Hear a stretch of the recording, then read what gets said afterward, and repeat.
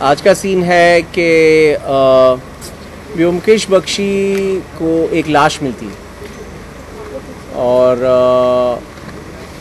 ये कुछ इस तरह से मिलती है कि व्योमकेश सबको कह रहा है कि कुछ गड़बड़ है, लेकिन कोई उसकी बात मानने को तैयार नहीं। तो आज दुनिया को एक सबूत मिलता है कि व्योमकेश जो कह रहा है वो सही है कि कुछ गड़बड़ है, तो एक लाश मिलती है।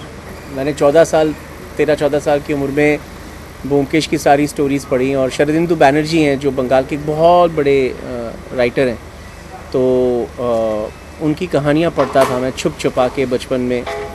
तो तब से मेरे दिल में ये इच्छा थी कि मेरे को दिखता था कि शरदिंदु बैनर्जी ने जिस तरह की कहानियाँ लिखी हैं बहुत सिनेमैटिक हैं।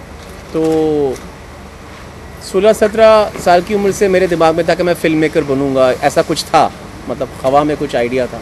तो उस टाइम से मैं सोचता था कि अगर व्योमकेश बख्शी पे अगर हम एक डिटेक्टिव स्टोरी बनाएं, डिटेक्टिव तो है वो है ही, अगर व्योमकेश बख्शी पे हम अगर फिल्म बनाएं तो भारत को अपना एक बहुत ही भारतीय डिटेक्टिव मिलेगा। क्योंकि हम जब भी कुछ डिटेक्टिव बनाना चाहते हैं तो हम बाहर की नकल कर देते हैं, उसको कभी शर्लक होम्स बना देते हैं, कभी जेम्स बॉन्ड बना देते हैं, लेकिन व्योमकेश बख्शी एक ऐसा किरदार है जो लिखा ही गया था निहायत ही भारतीय।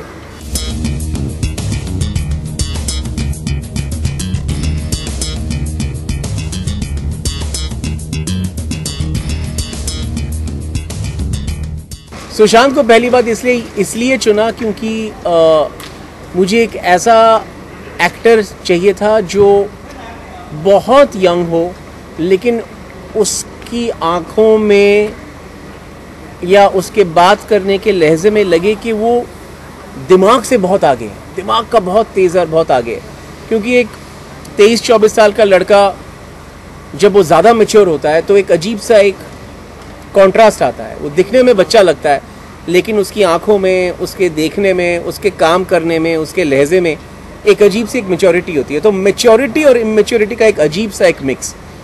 तो सुशांत बहुत ही अच्छे एक्टर हैं और उनके कैरेक्टर में एक मिक्स है। वो यंग भी हैं और बहुत एक्सपर्ट एक्टर भी हैं।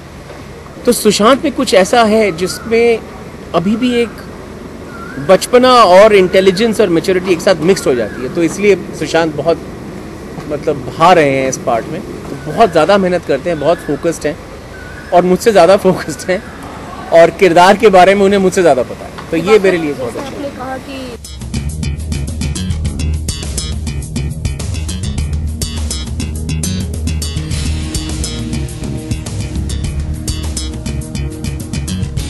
सुशांत की जो लुक है वो 1943 में एक साधारण बंगाली नवयुवक की जो लुक होगी वैसी ही है।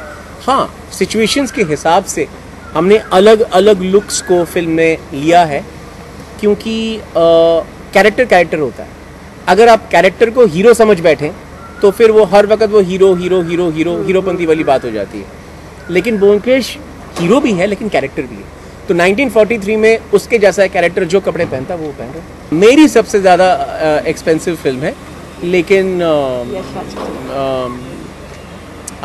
आम तौर पे बॉलीवुड पे इस तरह की बड़ी फिल्मों पे जिन पे बहुत सारा स्पेशल इफेक्ट है, एक नई दुनिया बनाई जा रही है, उन फिल्मों में जितना बजट होता है उससे ज़्यादा कुछ नहीं है, बल्कि थोड़ा सा कुछ कम ही है। क्योंकि मैं थोड़ा डिसिप्लिन्ड हूँ, थोड़ा प्लान्ड हूँ, तो मैं कोशिश करता हूँ कि जितना प्लान तरीके से चल सकूँ उतना अच्छा। The TV series is a TV series. The film is a film. The two are two completely different mediums of cinematic medium. So therefore, you can't really compare. I have no idea what's special or unique about my film because I'm making it. It's my life. So it's the most important thing to me. Nor have I seen any of those other detective films. So I think right now there is no point in comparing them. I think we should all enjoy that there are so many. The more the merrier.